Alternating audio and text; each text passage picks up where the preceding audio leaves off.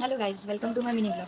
तर मी गावावरून एक भाजी आणली आहे. ती तुम्ही पण मला कमेंट करून सांगा की तुमच्याकडे त्या भाजीला काय बोलतात. सो ही आहे सेम ॲज अ कोबी आहे, तर याला आमच्याकडे बोलतात नवले. सो आज आम्ही ही भाजी करणार आहे, म्हणजे माझ्या मामाच्या मळ्यातनं मी ही भाजी आणली. सो आज टेस्ट बघूया. मी पण अजूनपर्यंत टेस्ट नाही केली, फर्स्ट टाईम टेस्ट केली. सो बघूया. तुम्हाला कमेंट करून नक्की सांगा की तुमच्याकडे काय बोलतात या भाजीला. आपण पहिला हे सगळे सालं काढून घेऊया दोन्ही भाज्यांचे. तर हे साल काढून झालं.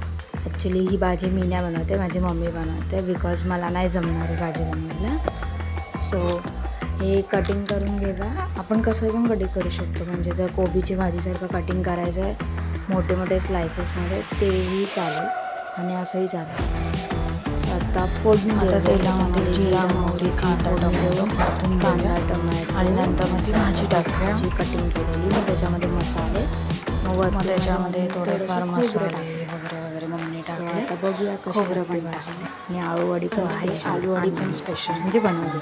तर आपण आता टेस्ट करून बघूया. आता बघूया टेस्ट. तर खूप छान झालेली आहे भाजी. फर्स्ट टाईम मला आळूवडीची चव पण खूप भारी. आळूवडी